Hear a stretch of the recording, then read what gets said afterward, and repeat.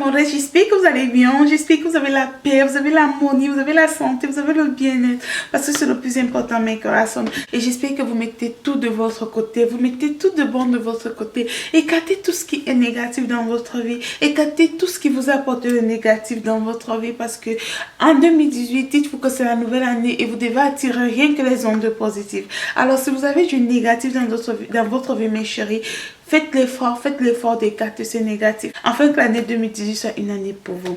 Aujourd'hui, mes corazones, je reviens avec cette nouvelle vidéo pour vous raconter une histoire. J'ai pensé vous faire cette vidéo, j'ai pensé vous raconter cette histoire parce que je me suis dit c'est la nouvelle année et peut-être mon histoire va ouvrir les yeux de chacun d'entre vous. Peut-être il y a des gestes que vous voyez que vous ne vous rendez pas compte. Peut-être qu'il y a des signes que vous voyez que vous ne vous rendez pas compte et peut-être que grâce à mon histoire, vous allez peut-être comprendre quelque chose de ce qui se passe autour de vous. Donc je vais vous raconter l'histoire de ma copine et de mon histoire avec ma copine. Déjà vous devez savoir que je suis une fille anti-copine. En fait je suis une fille qui n'aime pas beaucoup de copines. Je suis un peu ce genre de fille qui n'aime pas beaucoup de copines. Lorsque j'ai une copine, c'est pas deux, c'est une. Donc je lui dis tout, je lui donne tout, elle est tout pour moi, c'est un peu comme ça. Lorsque je n'ai pas encore trouvé celle-là que je sens que voilà celle-là qui doit être ma copine, je préfère ne pas avoir des copines. Donc voilà, celle-là c'est une copine que nous avons fait le collège ensemble. Donc après l'école, nous avons décidé tous chacun de chercher de l'emploi.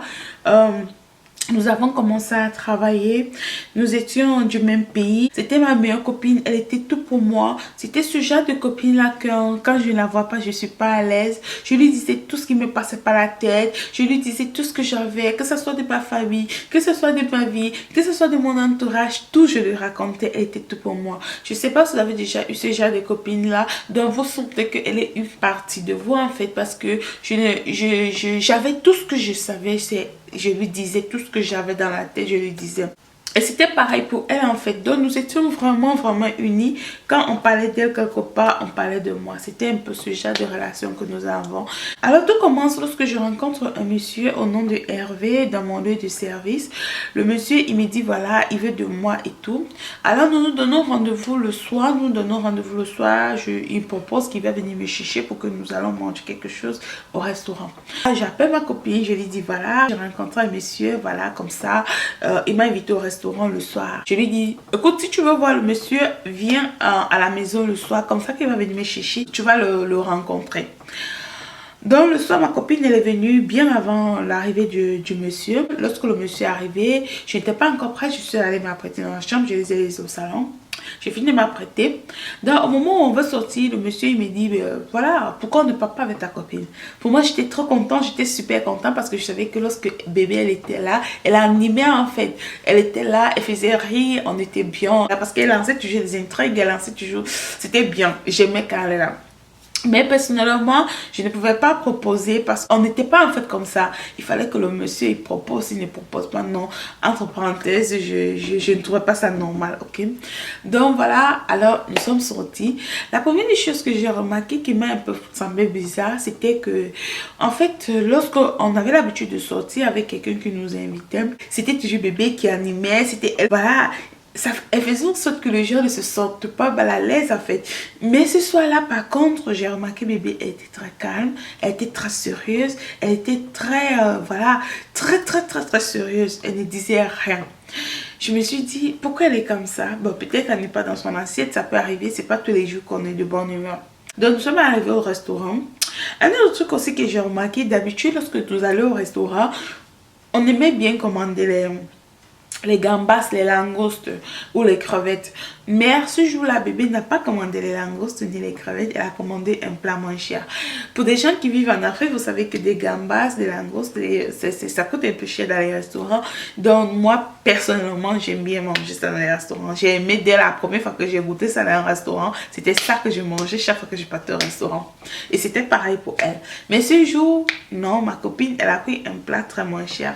Je me suis dit, bah, peut-être qu'elle n'est pas dans son assiette. C'était, voilà, la fille, elle était très sérieuse, très calme et tout. J'ai dit, ok. Après ça, on est rentré, on l'a accompagnée chez elle, on l'a déposée chez elle. Après, le monsieur, il allait me déposer chez moi. Le lendemain, il est venu me chercher après le travail. Il m'a amené au restaurant. Après, il me dit voilà, que je dois aller chez lui pour qu'il me montre le chez lui. J'ai dit, mon frère, je ne peux pas encore aller chez toi. C'est pas encore le moment. 2 jours après, il est encore venu me chercher, ainsi de suite. Comme ça, pendant environ 2 semaines. Il me dit qu'on va chez lui de nouveau. Je lui dis, non, je ne peux pas encore aller chez toi. Il me dit pourquoi. Je dis premièrement, je ne sais pas si je vous ai précisé, le monsieur, il n'habitait pas en Afrique, le monsieur, il vivait en Suisse. Il vivait en Suisse, il était en Afrique parce qu'il vendait des véhicules dont il était là pour 3 mois. Alors je lui dis, je ne peux pas venir chez toi pour le moment parce que voilà, je ne te connais pas, laisse-moi te connaître. Il me dit, non, ce n'est pas pour faire quoi que ce soit, c'est juste pour que je connaisse chez lui et tout. Je dis, je sais, mais je ne suis pas encore prête. Laisse-moi le temps de te connaître et après, on va aller chez toi, même si ce n'est pour rien faire, mais laisse-moi encore te connaître. Tu ne vis pas ici, tu vis en Suisse et voilà, je ne sais pas ta vie, tu ne sais pas ma vie. Ne nous précipitons pas. Il a dit ok, j'ai senti qu'il n'a pas aimé. Après, il allait me déposer chez moi. Donc, du coup, j'appelle ma copine, je l'explique, je dis voilà, machin, je l'explique tout ce qui s'est passé. Elle me dit oh, pourquoi est-ce qu'il veut que tu ailles chez lui? Parce qu'il veut coucher avec toi, tu as bien fait de refuser et tout. On a rigolé là-dessus. Il y avait aussi un autre truc aussi qui m'avait un peu semblé bizarre. D'habitude, est-ce qu'on rencontrait, est-ce que quelqu'un nous faisait la cour? On avait l'habitude de se moquer de la personne. On cherchait toujours un détail sur la personne pour se moquer, pour intriguer. Tu as vu son nez, tu as vu sa bouche, tu as vu ceci. Mais lorsque je voulais parler de Hervé avec ma copine en disant tu as vu sa bouche, elle disait oui j'ai vu, c'est tout. Alors d'habitude elle va dire je t'ai dit hein, tu as vu il a une grosse bouche, ou il a les grosses dents, ou il a les longs bras, ou il a les longs pieds. On avait toujours un truc à dire envers les hommes en fait. Mais là ma copine n'a pas voulu commenter sur le sujet de Hervé. Je me suis dit bah peut-être je n'ai pas pensé, je n'ai pas prêté attention, j'ai laissé tomber. Bref, je n'ai même pas cherché à analyser pourquoi j'ai laissé tomber.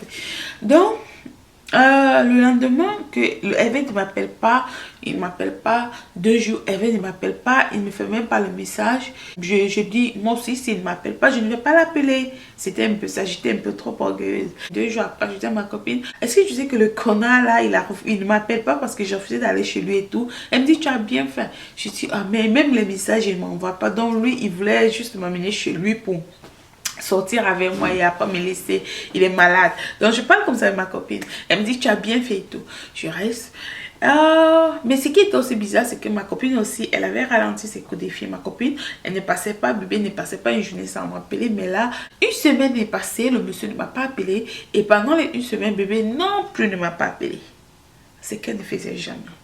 Mais je ne me suis pas posé les questions. Et pendant les 1 semaine, j'ai appelé bébé. Elle ne prenait pas son téléphone pendant 1 semaine. Elle ne me rappelait pas. Le monsieur aussi n'appelait pas. J'ai dit, c'était un peu bizarre de la part des bébés. Après, je l'ai appelé un autre jour. J'ai insisté. Elle a pris.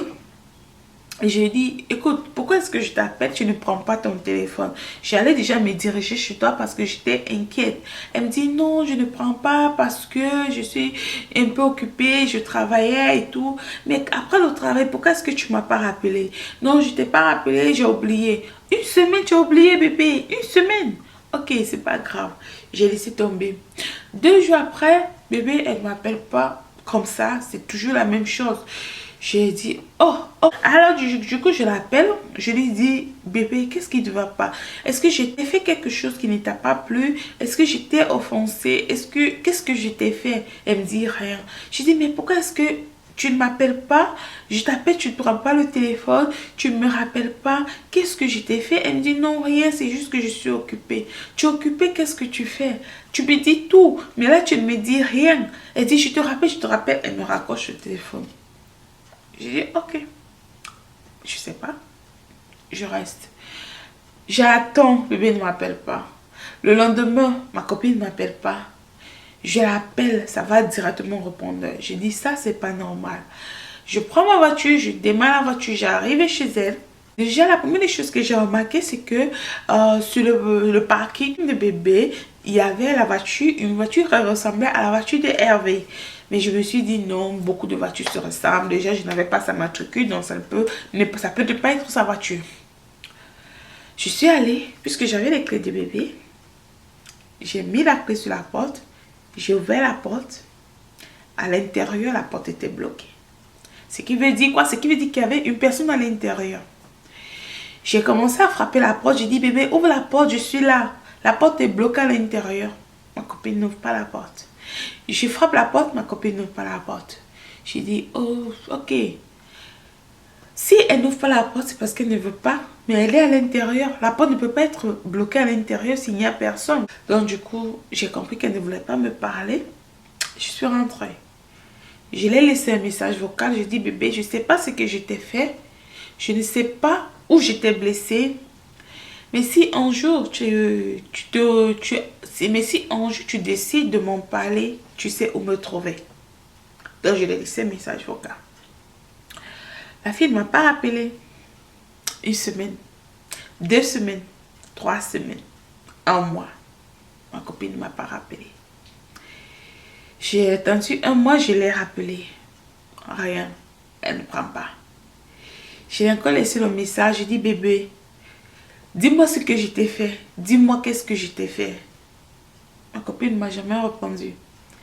J'étais mal parce que c'était ma meilleure amie. J'étais mal parce qu'il y avait elle, je partageais tout et du coup je me sentais seule. Elle était plus proche de moi que mes soeurs, que ma famille. Elle était tout pour moi. C'est avec elle que je partageais mes tristesses. C'est avec elle que je partageais mes pleurs. C'est avec elle que je partageais mes peines, mes joies et tout. Et du coup je me sentais seule. Je me sentais seule. J'étais triste. Mais ma copine m'a lâchée. Elle m'a lâchée et je ne savais pas pourquoi.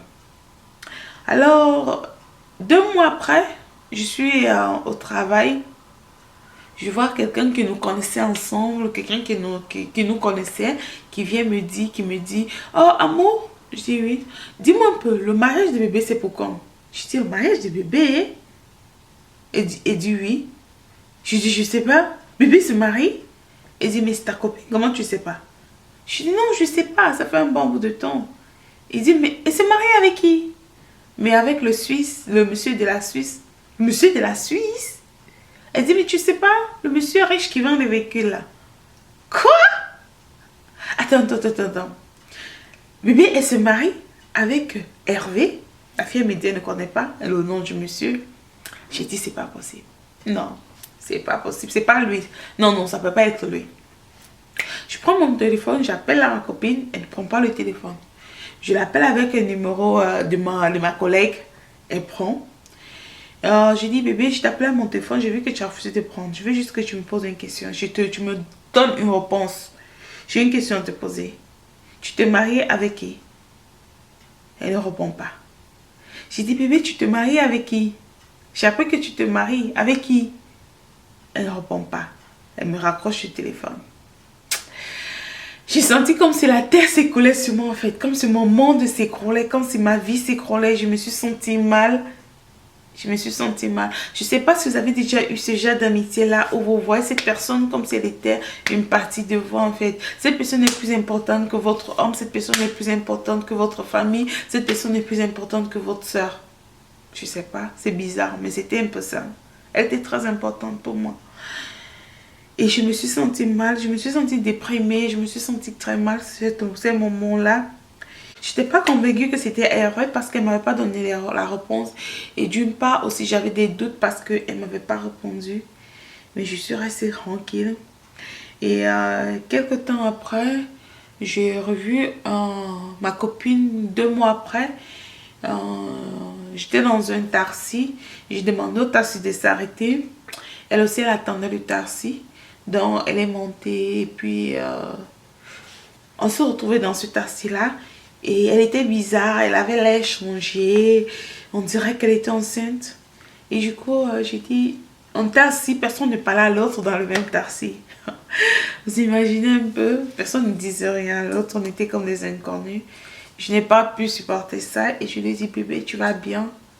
Parce que je la voyais bizarre. Elle me dit oui.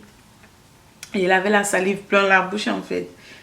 Elle dit oui. Elle reprend vers la tête. Et je lui dis, tu es enceinte? Elle dit oui. Je lui dis, tu es enceinte de Hervé? Elle dit oui. J'ai dit, oh ok. Et on n'a plus parlé jusqu'à ce que je suis arrivée à destination. Je suis descendue. Et quelques temps après, j'ai appris que le gars, il allait voir sa famille. Et que Un autre jour, je la revois encore. Elle avait déjà le ventre poussé. Elle me dit que le gars était en train de préparer ses papiers pour aller en Suisse. J'ai dit c'est bien. Elle ne m'a plus jamais appelé, on n'a plus jamais parlé. J'ai compris qu'elle ne m'avait pas vraiment aimé. Cette fille ne m'avait pas vraiment aimé comme moi je l'avais aimé. Et j'étais trop déçue parce que je l'avais donné tout moi en fait. Je l'avais donné tout moi. Elle par contre, ce n'était pas le cas. Même si elle était tombée amoureuse du gars, elle m'aurait en parlé. Elle m'aurait dit, c'est vrai que je n'avais rien fait avec lui. Je n'avais pas couché avec lui. Mais on avait quand même, voilà, on avait flirté. Mais c'était pas si grave que ça. Peut-être que j'aurais compris, je sais pas. Bref, j'ai compris qu'elle m'avait pas aimé comme moi je l'avais aimé. Et ça m'a déchiré le cœur. 5 mois après, on allait en Suisse. Quand j'ai appris qu'elle était allée en Suisse, 5 mois après ou 6 mois après, je vois un numéro qui sonne dans mon téléphone de l'étranger.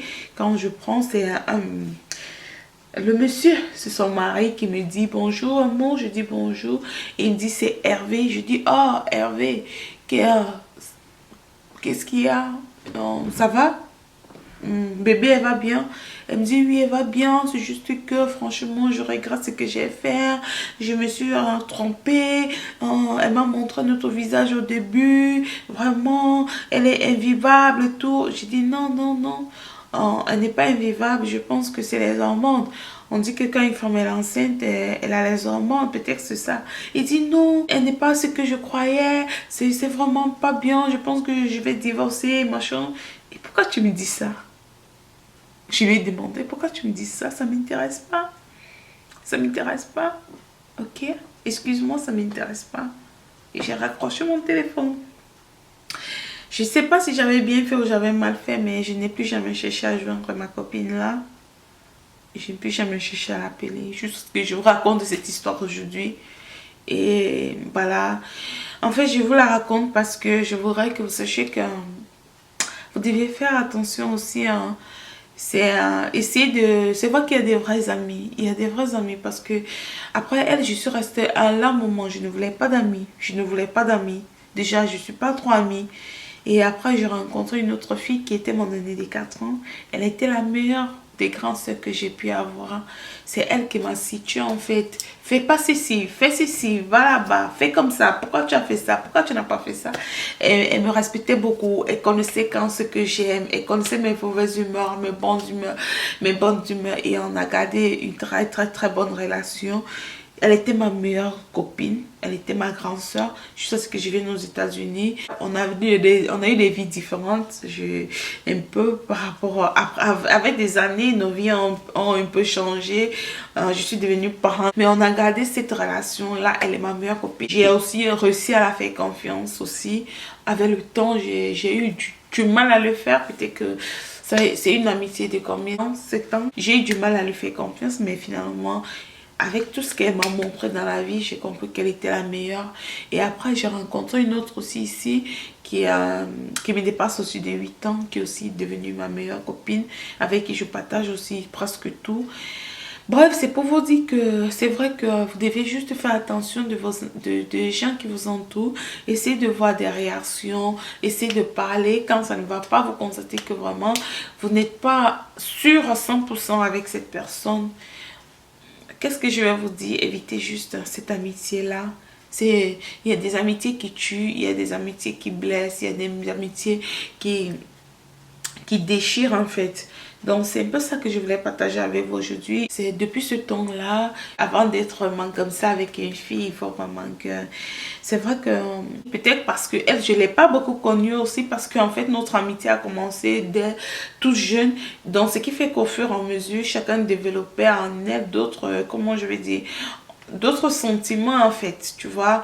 Peut-être c'est ça qui m'a un peu trompée, mais faites beaucoup attention avec... en faisant très attention parce que tu ne sais pas qui peut te faire du mal. C'est celui qui est plus proche de toi qui peut aussi te tuer quoi. Et dans ce que je voulais partager avec vous mes corazones, c'est la nouvelle année et regardez autour de vous, cherchez à savoir qui est vraiment votre ami. C'est vrai qu'il y a des vrais amis, il y a des vrais amis parce que oui j'en ai connu. Donc c'est tout pour cette vidéo mes corazones. Si vous avez déjà vécu ce genre de situation, si vous avez déjà eu ce genre d'amis, faites-le moi savoir sur les commentaires. Dites dites-le moi. Ça fera que d'autres personnes aussi puissent faire attention. Ça ne veut pas dire que toutes les amies sont mauvaises. Non. Bébé, c'était une copine que j'ai eue là au collège, mais étant grande, j'ai juste eu presque 2 meilleures amies dans ma vie. 2 meilleures. Et je ne connais pas fait des amitiés ici, parce que lorsque je suis amie avec une personne, c'est en fait, c'est pour, voilà, c'est total quoi, c'est tout, je te donne tout en fait. Et c'est ça, quand je dis une personne est mon ami, c'est un peu ça. Donc mes corazones, c'est la fin de ma vidéo. J'ai été un peu longue, j'ai beaucoup bavardé. J'espère qu'elle vous a plu. Si vous avez aimé la vidéo, faites-moi juste un like, ça me fera énormément plaisir. Que l'année commence super bien de votre côté. Si c'est la première fois que vous passez par là, mes corazones, je vous invite à vous abonner. Et n'oubliez pas de cliquer sur la cloche de notification pour ne manquer aucune de mes vidéos. Je vous invite à me suivre dans mes réseaux sociaux. Mes amours, je vous aime beaucoup. Et on se retrouve à la prochaine vidéo que je ferai très bientôt. Bisous. Bye.